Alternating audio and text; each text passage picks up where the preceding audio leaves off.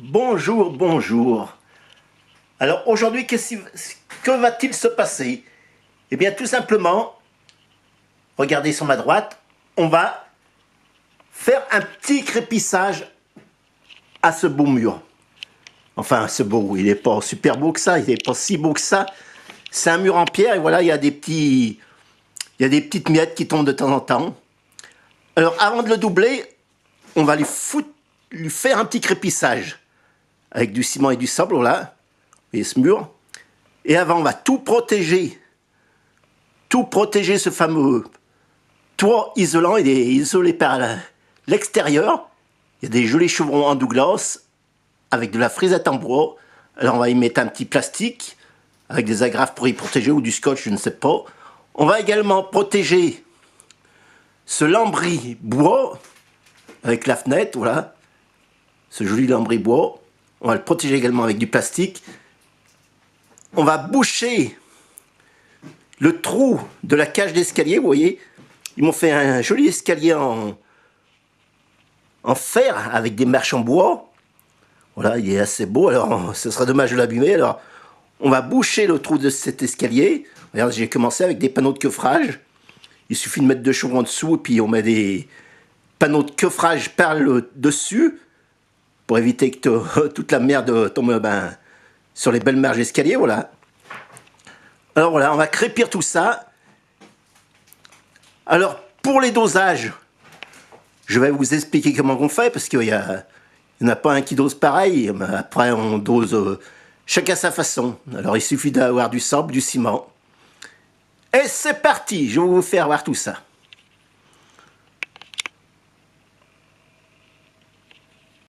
Coucou, me revoilà. Alors, comme je vous le disais, on va protéger les chevrons et le sol, voilà. Comme vous pouvez le voir, le trou de la cage d'escalier a été bouché. J'ai ajouté un balatum dessus, un Taraflex, comme vous voulez, pour pas que la saleté passe entre les panneaux. Voilà, on a préparé l'échafaudage également. Là, j'ai fait remonter le balatum jusqu'à la cime du plafond pour protéger ces fameux lambris en bois blanc. Et au plafond, qu'est-ce que j'ai fait? J'ai découpé une bande de polyane et puis je l'ai agrafé au plafond. Voilà, vous voyez, je sais pas. Voilà, je l'ai agrafé au plafond, sur 1 mètre de large à peu près.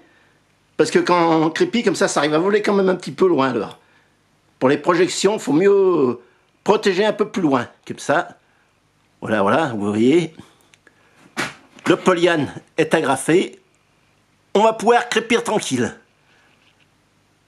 Voilà. Tout est prêt. L'échafaudage est prêt également.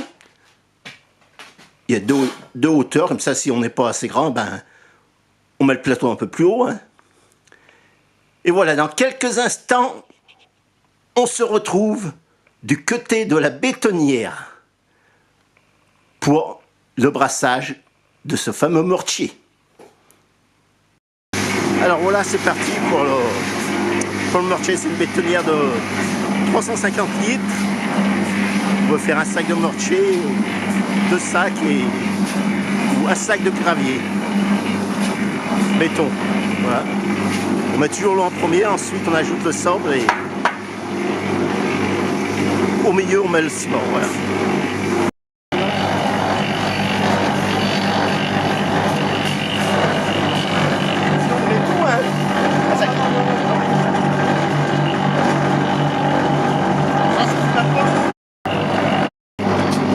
Voilà, et on remet du sable, après il faut qu'on a mis le ciment. Voilà, le mortier est fait, on va le vider doucement.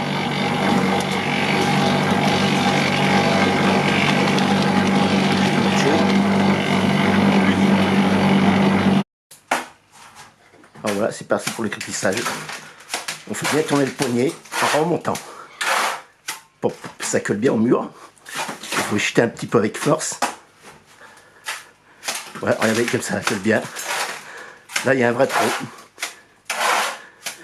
Alors au début, vous allez en envoyer 3 toiles, il y en a 2 qui vont tomber par terre. Mais quand on a l'habitude, ça joue d'enfant, regardez.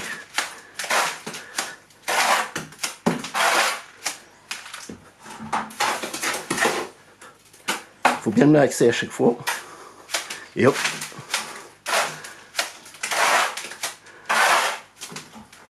Alors ça commence à prendre un petit peu de l'allure, voilà. Hop.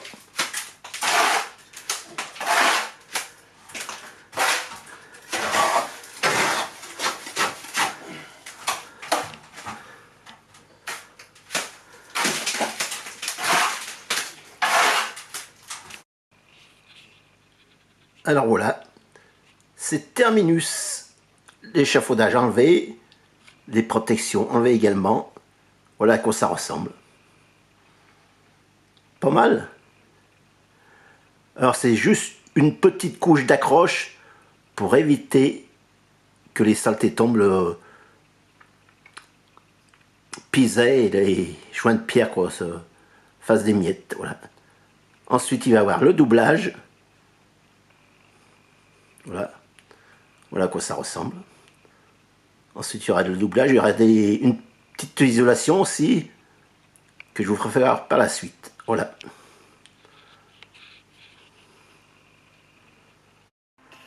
Alors, me revoilà, je suis là. On va vous parler un petit peu de cette bétonnière. Alors la cuve de cette bétonnière, c'est une cuve de 350 litres. Voilà, 350 litres, c'est-à-dire vous pouvez faire un sac de béton à la fois. C'est-à-dire un sac de béton, c'est qui correspond à 40 pelles de gravier. 40 pelles de gravier, voilà. Vous avez vu, il y a une belle cuve, hein. Il y a une jolie cuve. C'est une bétonnière électrique. Il suffit d'appuyer sur un petit bouton comme ça. Vous voyez, vous avez le bouton marche. Et là, c'est un bouton, vous avez juste à l'appuyer et la bétonnière va s'arrêter automatiquement. Voilà, alors pourquoi j'ai choisi une bétonnière électrique? Tout simplement, c'est beaucoup plus silencieux et ça tourne toujours à la même vitesse. C'est toujours régulier, il n'y a pas d'à-coup comme un moteur thermique. Et voilà, pour les professionnels, eh ben, on comprend qu'ils aient des thermiques parce que quand ils vont arriver chez les clients, s'ils s'amènent avec une bétonnière électrique et qu'ils demandent encore une prise de courant, et il y a certains clients qui ne vont pas apprécier. Voilà pourquoi. Moi, j'ai choisi ça, la bétonnière électrique, tout simplement pour le silence. Il y a juste à appuyer sur le bouton, il n'y a aucun entretien. Et je pense que maintenant, tout le monde a du courant à la maison. Alors, 350 litres, c'est vrai que c'est assez bien parce qu'on peut... Plus la cuve est grande, et ben, plus le mortier va se mélanger facilement. C'est-à-dire, si vous avez une petite cuve, vous pourrez faire que des petites quantités. Naturellement, il faut acheter la bétonnière à votre demande. Hein. Alors, ça, c'est autre chose. Hein. C'est suivant l'utilité que vous en aurez. Vous prenez soit une petite, soit une grosse. Mais moi, je vous conseille de prendre une électrique. Après, c'est votre choix. Hein. Si vous voulez prendre une autre bétonnière thermique, eh ben, vous prenez une bétonnière thermique, c'est tout. Ouais. Alors, en ce qui concerne les dosages de sable, comment ça marche? Eh bien, tout simplement, il faut 1 pour 3, c'est-à-dire un seau de ciment pour 3 seaux de sable, si vous voulez faire du mortier.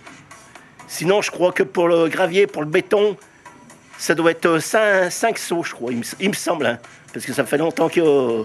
J'avais bien appris les dosages, mais maintenant je ne me rappelle plus exactement. Mais ça se fait à l'œil. Hein.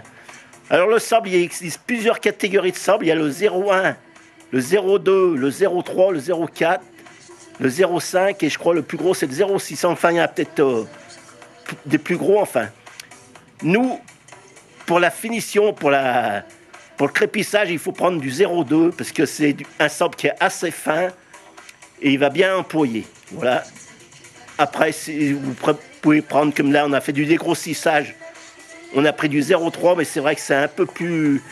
Le bazar à balancer, les grains de sable sont bien assez gros. Sur ce, je crois que je vous ai tout dit. On se retrouve pour une prochaine vidéo. Et là, sur la prochaine vidéo, je vous ferai voir comment on fait pour le doublage et pour l'isolation de ce fameux mur. Mesdemoiselles, mesdames, messieurs, je vous dis à plus et j'espère que cette vidéo vous aura plu.